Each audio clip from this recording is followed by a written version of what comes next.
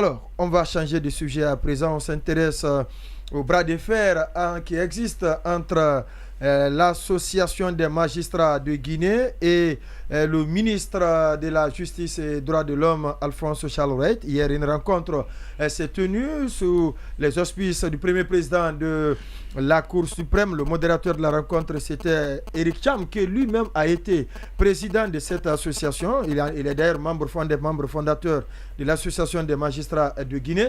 Lamine Monument Sissé, une résolution a été a sanctionné la rencontre. Les débats vont se poursuivre. Maintenant, vous avez lu ce compte-rendu fait par le porte-parole de l'association des magistrats de Guinée. Quels sont les premiers enseignements ou les premières leçons? Le premier enseignement, c'est que Charles-Wright n'a pas raison et il ne veut pas être confondu avec il ne veut pas être confondu par son président. Le président Mamadi Doumbouya, donc par son patron, parce que c'est celui dont il obéit de plus aujourd'hui dans ce pays-là. Alors, il a juste raison aussi. Oui, mais pas que lui. Mais avant lui, il y a le Premier ministre. Oui, c'est vrai. Je suis d'accord. On comprend que Charles peut même jurer sur Guiba. Non, c'est le contraire que j'ai constaté par contre. Ah bon? Oui, Guiba se déplace pour aller voir Charles. Vous dites, Charles n'a de compte à rendre qu'au président de la transition, Mamadi Doumbouya. C'est ce qu'il fait croire. Non, mais la réalité. Non, c'est pas ce qu'il fait croire. À lire même ce. Oui, mais à lire le compte rendu. Exactement ce compte rendu. Sinon, le président aurait demandé par exemple à Guiba de régler, comme c'est pas ça la procédure. C'est pas ça la procédure. Bon, je vous donne tout de suite la parole. Non, Allez-y, Monument. C'est-à-dire que c'était beaucoup plus courtois. Et c'était beaucoup plus élégant de passer par son cabinet pour régler le problème, qui peut bien convoquer Charles, qui peut convoquer les avocats, les magistrats pour régler le problème. Mais le président a préféré le président de la Cour suprême pour régler le différend. De toutes les façons, en tant que premier président. Donc le premier enseignement, c'est une crise qui préoccupe le président. C'est une crise qui préoccupe le président de la transition. C'est le tout premier enseignement. Oui, mais qui paralyse l'appareil judiciaire de notre pays. C'est important. À entendre Charles, on a l'impression que le gouvernement et le CNRD ça ne les préoccupe pas. Oui, non, il y a ce que dit Charles Wright et il y a ce que la réalité montre. La réalité montre que les tribunaux sont paralysés par la grève enclenchée par les magistrats. Et moi, je l'ai constaté parce que même les magistrats qui venaient au bureau, donc ne venaient pas pour travailler, faisaient de la figuration. Donc, je venais pour éviter d'être sanctionné par le ministre Charles Wright, et qui a menacé les magistrats, qui se seraient, qui se seraient alignés derrière le mot d'ordre de grève, donc de sanctions. Et ça, il a dit que tout magistrat qui ne sera pas à l'heure à son service sera considéré comme magistrat absent à son travail, et qu'il prendra des décisions qui s'imposeraient à cet effet. Alors donc, on a trouvé le premier président de la Cour suprême pour régler le problème. D'abord, la première chose, c'est qu'il a été dit à l'unanimité, et cela a été dit à l'unanimité, que les décisions qui sont prises par Charles Wright contre les magistrats est publiées dans la presse et les réseaux sociaux. Dans la presse, et cet acte-là, il est illégal. Et c'est contraire, bien évidemment, au statut particulier, au statut qui régit le fonctionnement de la magistrature. Et cela a été dit, et cela figure d'ailleurs dans la plateforme revendicative des magistrats. Donc si c'est le cas, on peut dire qu'il y a l'excès d'autorité. Et l'autre chose, la décision qui a été prise. La décision qui a été prise par Charles, parce que quand on lui demande, quand on dit qu'il faut mettre une commission en place qui devrait trancher, qui devrait se penser sur comment amener Charles à rapporter sa décision, cela voudrait dire que la décision ainsi prise n'était pas une décision légale, c'était une décision illégale. Alors cette décision est également prise contre les deux magistrats qui a constitué... qui a consulté l'étincelle, qui a fait de bordel, qui a mis le feu à la poudre. Donc ces deux décisions ont été jugées illégales.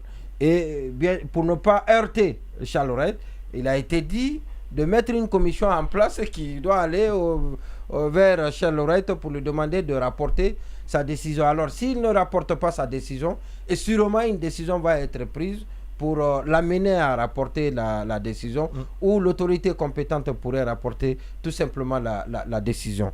Et puis, et tout ça, c'est les deux grands enseignements que je tire de cette rencontre. Et je trouve que l'association des magistrats a été jusque-là courageuse. Est resté un contre-pouvoir contre, bien évidemment, cette propension de Charles de marcher sur toutes les voies dissonantes. Pas que des voies dissonantes, pas que des opposants, mais plutôt des voies dissonantes qui se battent au sein de cet appareil, au sein de ce corps pour défendre la loi, pour protéger la loi et pour faire appliquer la loi.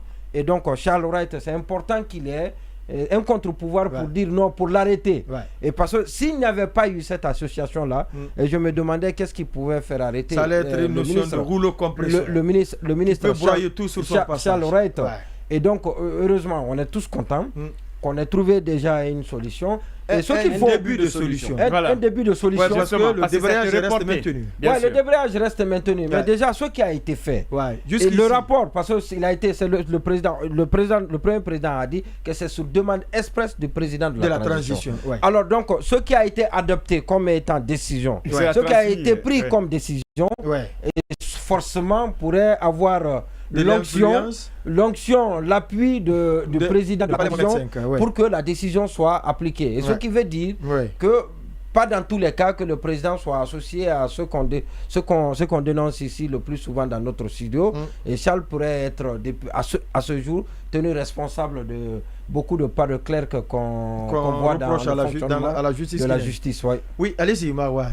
8 minutes nous séparent de la pause. Moi, je pense qu'il y a 4 grands enseignements à tirer de ce bras de fer, de ce feuilleton entre le ministre Charles Wright et l'AMG, l'Association des magistrats de Guinée. D'abord, premièrement, c'est quel enseignement? Il faut saluer la prise de responsabilité du président de la transition, le colonel Mamadi Doumbouya, qui s'est rendu à l'évidence qu'il y a aujourd'hui une crise qui mine le secteur judiciaire du pays. Donc, du fait de mettre le premier président du Conseil supérieur de la magistrature autour de l'impliquer pour la résolution de cette crise, je pense que c'est une prise de responsabilité. Ça, c'est le premier enseignement. Le second enseignement, faites lecture des 3 recommandations. La première la recommandation numéro 1, numéro 4 et numéro 5. Vous allez comprendre que désormais, Charles Wright est en sursis. C'est quelqu'un qui est abandonné. Lui qui se sentait... qui se croyait être la loi, aujourd'hui, il commence à être en minorité. Est-ce qu'on peut dire que c'est un début de déclin pour lui? Je pense que du fait qu'il soit aujourd'hui, du fait que le président de la République puisse saisir le problème à bras le corps, signifie que Charles Wright commence à être un problème pour cette transition. Et donc, cette prise de responsabilité, il faut la saluer et il faut considérer Charles Wright désormais comme étant en sursis. Ça, c'est le deuxième enseignement. Le troisième enseignement, c'est au niveau des magistrats. Je pense qu'il sera très difficile qu'il y ait cohabitation entre Charles Wright et la magistrature en général. Je parle de tous les autres magistrats. Parce que le problème qui est là, c'est devenu un problème d'ego surdimensionné. Ça va être très difficile qu'il y ait désormais une entente entre Charles Wright et les autres membres de l'AMG. À partir du moment où aujourd'hui on voit l'appareil judiciaire se fissurer, se déchirer, il y a d'un camp, Charles Wright faisait croire que c'est plutôt le président de l'AMG qui était dans l'instrumentalisation, puisque Mohamed Diawara a demandé à être nommé procureur général, puisque cela n'a pas prospéré. Vous avez vu. C'est tout de suite de l'instrumentalisation. Mais le constat sur le terrain, c'est tout sur cela. Ce que je veux dire, il faut voir tous ceux qui sont bénéficiaires de décrets. Il faut prendre, vous avez vu quand il y a eu ce bras de fer, tous les procureurs ont accordé des interviews pour prendre la défense de Charles Wright. Oui. Donc, notamment celui de Koya. Il y a deux cas. Il n'y a pas que celui de Koya, il y a celui de l'abbé. Il y a d'autres procureurs qui se sont prononcés. Donc je pense qu'aujourd'hui, Charles devient un problème. Le quatrième enseignement, vous savez, ces magistrats, ils ont leur part de responsabilité. Parce qu'on le dit souvent, il faut oser dire la vérité. Ils ont soutenu le CNRD, ils ont soutenu Charles Wright dans ses dérives. Et aujourd'hui, ils ont fait du mal aux autres, le mal leur revient. Donc ils se réveillent tardivement pour dire attention, on a accompagné, on a pris ici, on ne fait pas attention, c'est notre tour. On sera tous engloutis. Je pense que c'est un réveil tardif. Mais vous savez, la violation de la loi, tu peux accompagner quelqu'un, mais le jour où il ne verra plus de code à brûler, sache qu'il va retourner l'arme contre toi. Et c'est ce qui est arrivé. Ils ont accompagné. Mais aujourd'hui, cette situation, si la justice se trouve dans cette situation, ils ont leur part de responsabilité. Bien entendu. Les gens qui se sont retrouvés là-bas, vous avez entendu quelqu'un dire ces mots pour dénoncer les agissements. En tout cas, les magistrats prennent des décisions courageuses et ces décisions ne sont pas appliquées. Mais ils ne disent absolument rien. Ils ne disent absolument non. Et ils disent que non, on a pris notre décision. On a fait notre boulot. Mais ça ne suffit pas. Lorsque vous voyez la violation, il faut avoir le courage de... Maintenant, c'est à votre porte. C'est entre vous là-bas. D'accord. Allez-y, oui, sans se barrer avant la pause. Alors, d'abord, moi, pour la réunion qui s'est tenue hier, pour moi, c'est le procès du leadership de Charles Wright. Parce que ça n'aurait pas été nécessaire s'il avait un leadership. À un moment donné, quand même, quand on est responsable, quand on se rend compte qu'on est dans l'erreur, il faut faire amende honorable et reculer. Que le président de la transition ait été obligé d'intervenir, ce n'est pas en faveur du leadership de Charles Wright. Et nous autres... sauf que tout ce qu'il fait, tout ce qu'il pose comme fait et geste ou acte, c'est une première depuis qu'il est à la tête du ministère de la Justice. Oui, peut-être que c'est ceux qui commencent à lui monter à la tête. Donc, je disais que c'est le procès de son leadership. Parce que c'était la crise de trop. Et il faut dire que, pour moi, c'est peut-être le président de la transition a décidé d'intervenir, mais ce n'est pas nécessairement en raison du débrayage des magistrats. C'est parce que les avocats risquaient de se joindre à la bataille. Donc, la crise allait prendre une proportion plus importante. C'est tout le pays, en tout cas dans son volet judiciaire, qui se serait retrouvé bloqué. Donc, on n'avait pas d'alternative. Il fallait aller vers une solution. Ou tout au moins, si la menace de Charles avait prospéré, ça veut dire que les magistrats... la menace des avocats n'a rien à voir avec la grève des magistrats. Ils avaient menacé de se joindre. Non, ce n'était pas à cause de la grève. Non, vous avez... Non, il a aussi sa source. Non, vous avez vos sources. Vous avez vos sources, j'ai les miennes. Exactement. Je suis catégorique depuis le début. Les avocats menacent de se joindre à la bataille. Je suis aussi catégorique que ça pouvait être une coïncidence, mais les avocats avaient leur raison d'aller aussi en grève. Mais ça, toujours contre Charles? Oui, contre Charles, bien sûr. Ah, là, ça devient compliqué. Contre Charles. Mais ça, même la menace là n'est pas encore dissipée. D'accord. Et parce que la procédure, elle n'est pas arrivée à son terme. Allez-y, oui. Alors, pour le reste, on pense que, par exemple, Monuma le disait tout à l'heure, la résolution faisant état de la mise en place d'une commission pour travailler sur le fait de rapporter que c'est une sortie honorable qu'on veut chercher à Charles. En réalité, Charles, ici, il récolte un gros camouflet. Vous l'avez dit, d'abord à l'unanimité de ceux qui se sont retrouvés, probablement parce que ceux qui l'a désigné n'en faisaient pas partie. À l'unanimité, les gens ont admis que les actes ayant suspendu les magistrats de l'AB étaient illégaux. Et que, en conséquence, voyez-vous, c'est probablement... C'était des actes de trop. Oui. Parce qu'il y avait déjà Israël, il y avait Mohamed Diawara, il y avait...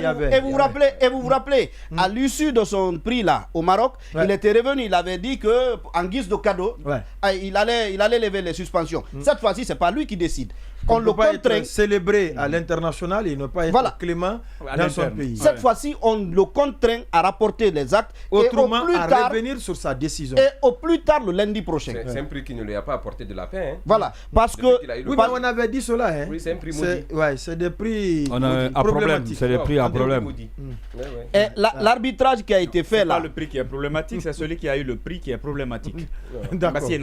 Sauf que tous qui ont eu des prix après, ils ont eu pas mal de problèmes.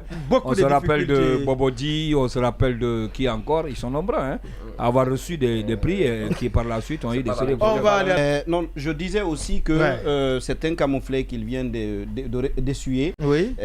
Avec notamment l'unanimité qui s'est dégagée autour de l'illégalité des actes qu'il a pris contre les magistrats de l'AB, mais aussi la contrainte qui lui est faite désormais de rapporter les actes en question.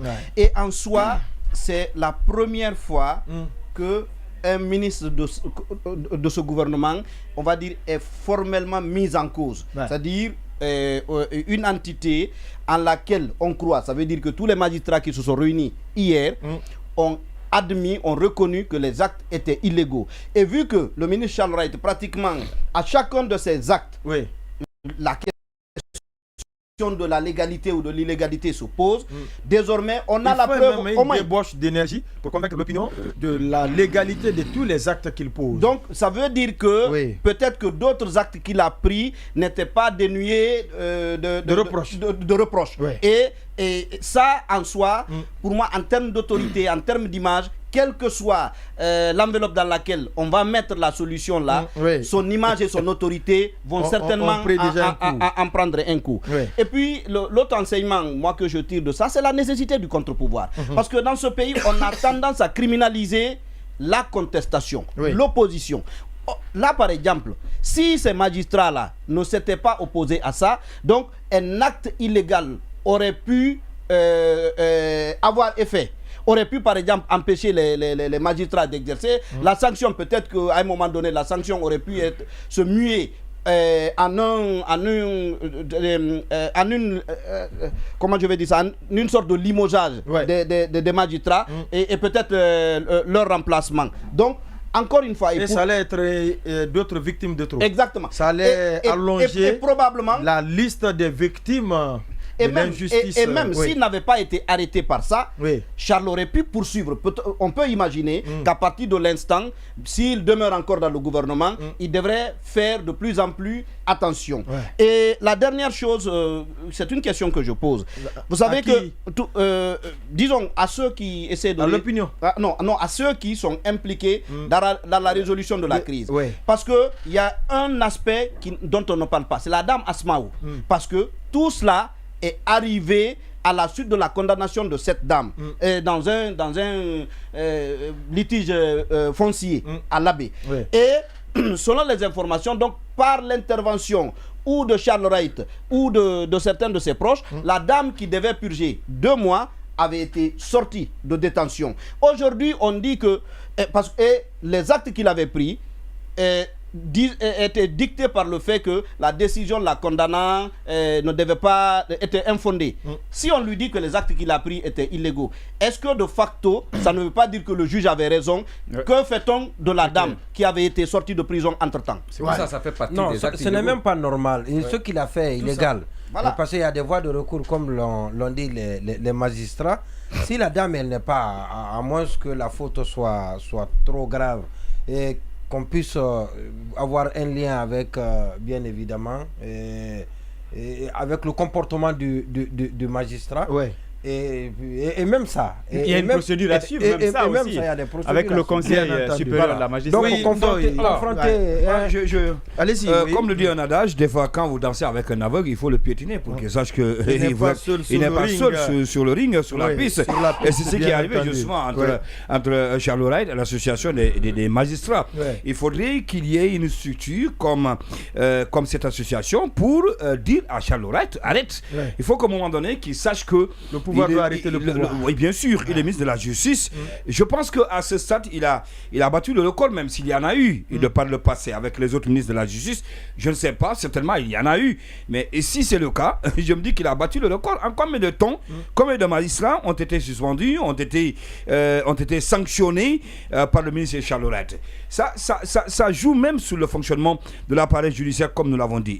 La preuve en est que la plupart des tribunaux sont à l'arrêt. Ça ne fonctionne pas. Et tout ça là, qu'est-ce qui a fait ça? C'est lui, le ministre Charles Wright. Je pense qu'il devrait réfléchir davantage, éviter certaines choses. Il ne faudrait pas qu'on aille à un moment donné à un bras de fer contre qui. Oui, justement. Il faut pas. Il est ministre de la Justice. La justice. Il est ministre de la Justice. Il n'est pas la justice, lui, Charles Wright. Il est ministre de la Justice. Il faut qu'il le sache. Je ne sais pas. En tout cas, s'il y a des gens qui peuvent bien le conseiller pour qu'il sache que oui, Charles Wright, lui, il est ministre de la Justice et par conséquent, il doit en tout cas faire tout pour que ça marche très bien et non pas pour montrer ses muscles lorsqu'il est question de s'adresser ou encore de montrer à un magistrat que oui, c'est lui qui est là, etc. On n'a pas besoin de ça. La preuve en est qu'aujourd'hui, il y a tellement de dossiers auxquels il faut faire face. Je pense qu'il est beaucoup plus urgent aujourd'hui pour le ministre Charles Louret de faire face à ces dossiers que de montrer encore ses muscles, aller à l'endroit, aller en va-t-en-guerre pour sanctionner, pour encore suspendre tel ou tel magistrat. On n'en a pas besoin. Je pense qu'à ce stade-là, il faudrait qu'il réfléchisse davantage et revenir à de meilleurs sentiments. C'est encore mieux pour lui. Et de passage, je dirais, je tire le chapeau à cette association qui ne s'est pas laissé faire. Il faut le dire. Mais qui ne s'est pas laissé faire. Il faut comme Marouane l'a relevé tout à l'heure, c'est quand elle a été touchée. Oui, parce que alors qu'elle doit agir pas que pour elle, cette association. Oui, parce qu'on arrive à un moment donné. Sont brimés. L'AMG doit se faire. Je dis chapeau parce que je dis chapeau parce que on sait qu'il y a certains qui sont prêts à jouer à la marionnette. Tout à l'heure on donnait l'exemple de certains magistrats qui vous l'avez même rappelé la communication de celui qui est à Koya, je ne sais pas quoi, pour apporter ce soutien à Charles Louret, je ne sais pas, le procureur. Donc il y a certains qui sont prêts quand même à des circonstances pareilles à jouer à la marionnette. Et donc s'il y a cette association qui à un moment donné arrive à dire à Charles Louret il faut arrêter, je pense qu'il faut le tirer le chapeau. Il faut être avec ces mots parce que alors, je pense que... On va évoquer l'outrage à magistrat parce qu'il faut être très très prudent. D'accord. Prudent par rapport à quoi? Non, c'est juste un petit conseil parce que ça va être Alors, voilà. On parle de lui. Je dis qu'à cette allure lui-même, on va dire qu'il vient de décevoir... Qui est en train de couler, qui est en train de chavirer. Allez-y. Alors, il faut être prudent avec ça. On va dire qu'il est en train de décevoir celui qui a fait de lui un puissant ministre, parce que Charles Louret est fort de quelque chose. Et cette chose, c'est quoi? C'est que lui, il traite directement avec le président. C'est-à-dire, ça fait de lui un super ministre. Ouais. Et du coup, quand il a affaire aux gens, vous sentez une certaine, je dirais pas arrogance, mais qui peut s'apparenter à cela.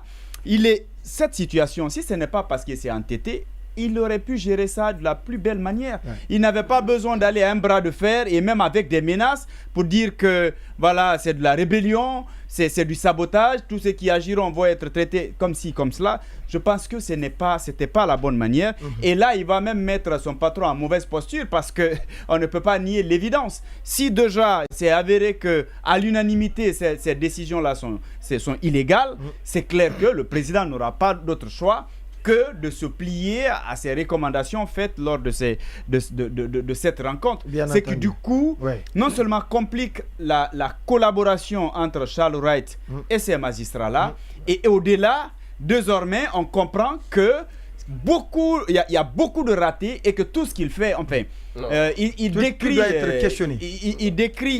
il pense qu'il est, et voilà, le fait d'agir comme s'il était celui qui est là et qui faisait convenablement son travail et qui ne s'appuyait que sur le droit, les textes.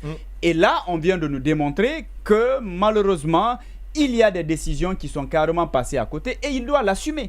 Il doit l'assumer puisqu'il a eu à un moment donné le courage de dire qu'il accepte, il présente ses excuses et tout. Je pense qu'il aurait évité qu'on se retrouve dans cette situation-là. Et malheureusement, à mon avis, à cette allure-là, le président doit changer le ministre de la Justice parce que il y a beaucoup de problèmes avec lui. À chaque fois qu'on doit citer son nom, derrière, ce sont des implications qui poussent soit à des revendications, à des contestations. Je crois que c'est pas bon. Depuis que moi j'ai vu qu'il est trop populiste en termes de communication sur son image, toujours présent dans les médias, toujours le jeu, donner des injonctions et tout ce qui s'ensuit, je me suis dit attention, quelqu'un qui travaille dans la légalité, quelqu'un qui travaille pour servir sa nation et non pour faire sa propre promotion ou vanter son image, n'a pas besoin de certaines démarches. Il agit conformément à la loi et puis c'est bon. Ou les acteurs qui doivent jouer un rôle, il laisse ces acteurs jouer pleinement leur rôle. On a un procureur, il n'a pas besoin parfois de parler en son nom, ou en tout cas, je pense que la justice à ce stade-là, le colonel doit intervenir, sinon l'appareil judiciaire sera en une minute. Voilà, ça ne prendra pas autant de temps. D'accord, allez-y. Et non, je voulais juste dire à Charles de faire, je voulais l'inviter à faire attention parce que autant, oui, cela a été dit à plusieurs reprises, autant il est fort de soutien du président, du colonel Mamadi Doumbouya, autant c'est un soutien qui peut s'estomper à un moment donné. Entre le colonel Mamadi Doumbouya et Charles Wright, le choix est vite fait par le colonel. Donc il a intérêt à ne pas démultiplier ce type de crise, sinon il devient un problème pour le président et naturellement, à un moment donné, donc, le sentiment... Entre le colonel, entre Charles et admettons, et l'ensemble des magistrats de façon générale. En tout cas, vite fait. Naturellement. Ce n'est pas un problème entre Charles et les magistrats, c'est entre le colonel lui-même, son pouvoir, et Charles White. Donc s'il aime Charles White, je pense qu'il préfère son pouvoir. Parce qu'aujourd'hui, ce n'est pas les magistrats qui sont menacés, c'est plutôt l'autorité du colonel. Parce qu'avec ces contestations qui commencent, je pense que c'est son autorité qui va s'affaisser. Mais l'autre chose que je voudrais mentionner très rapidement avant de donner la parole à Monument, parce qu'il y a aujourd'hui, avec ces crises qui collent à Charles White, je pense qu'il traîne les crises comme quelqu'un traînerait les casseroles quelque part. Je pense qu'il y a sa sortie récente sur le plateau de la RTG, quand il disait que les arriérés de primes ont été payés. On m'apprend de sources très fermes, on me dit qu'aucune prime n'a été payée à date. Donc tout ce que Charles White a dit sur le plateau de la RTG, j'ai recoupé l'information, j'ai appelé, et même quand il dit que la garde, la sécurité, comme on appelle pour le procès, quand il dit que ces gens ont été payés, on me dit qu'ils sont à 6 mois d'arriérés impayés. Donc aucune prime n'a été payée à date, ce qui veut dire qu'à l'ouverture prochaine du procès, il n'y aura pas de procès. Donc ce qui veut dire que l'ouverture est menacée. Donc avec Charles White, c'est une succession de problèmes. Je ne sais pas finalement, le monsieur, depuis ses sorties ratées quand il revient de l'avion, mais à chaque fois qu'il sort du pays, il revient avec un problème pour lui-même. Donc il a tellement de problèmes derrière lui. Je pense qu'aujourd'hui, le moindre mal pour le colonel, c'est de se débarrasser de Charles White. Et le mieux, j'appelle Charles White à une prise de responsabilité comme l'a fait le colonel. C'est de mesurer aujourd'hui l'ampleur des dégâts qu'il est en train de causer et de rendre le tablier. Parce qu'au fur et à mesure, il demeure là-bas, il est en train de rendre la situation compliquée, difficile pour le colonel. Et je pense qu'il est temps que les gens du CNRD fassent le ménage. Parce qu'à l'heure où vont les choses, je crains très fort. Ça risque d'être une crise généralisée avec Charles White. Il faudrait quand même qu'on le mette à la touche. Oui, très rapidement. Par le passé, on a vu ici la grève des justiciers. Je crois que c'était bien eux, au temps d'Alpha Condé.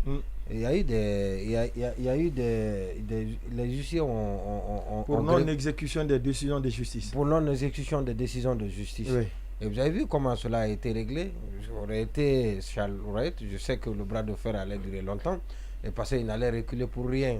Peut-être que c'est le président qui lui aurait demandé de reculer ou passer par ce procédé-là. Mais à l'époque, les autorités judiciaires d'alors ont réussi à régler ça entre eux et ont fait leur mea culpa. Et ont demandé ont promis que cela ne se passera plus et qu'ils vont ensemble. Ils vont ensemble mettre leurs forces dans un panier pour booster, pour amener, pour permettre l'application de ces décisions. Alors, et par rapport à Charles, c'est vrai qu'il multiplie des incohérences. En tout cas, des crises, des problèmes. Il traîne des crises, assez de crises, comme l'a dit tout à l'heure Marwan. Et il y a très longtemps, son sort avait été scellé. Et on aurait trouvé un remplaçant, on l'aurait remplacé. Et parce que j'ai appris que même le décret de Charles avait été signé à un moment donné. Mais qui pour remplacer Charles? Parce que la question, elle est aussi fondamentale. Je ne crois pas qu'on peut trouver quelqu'un en état qui peut agir comme Charles, qui peut faire ce que Charles a. Dans le gel. Voilà, qui peut faire preuve de gel, comme il le fait aujourd'hui. Vous savez, pour un pouvoir de transition. Aujourd'hui, il y a le colonel qui est à l'écart et il les met à l'abri de toutes les critiques, surtout quand ça concerne les dossiers judiciaires. C'est Charles qui est le paravent et c'est Charles qui accepte d'être, comme on appelle le grand fusible. Voilà, donc le fusible. Est-ce qu'on peut trouver quelqu'un dans ce contexte-là, dans cette transition qui est très judiciaire, qui peut risquer, qui peut justement se proposer, qui peut se donner un agneau de sacrifice et pour agir comme ça en train de le faire. Et c'est la grosse question, parce qu'il y a des gens innocent, le mouton de sacrifice est mieux. D'accord. On avance.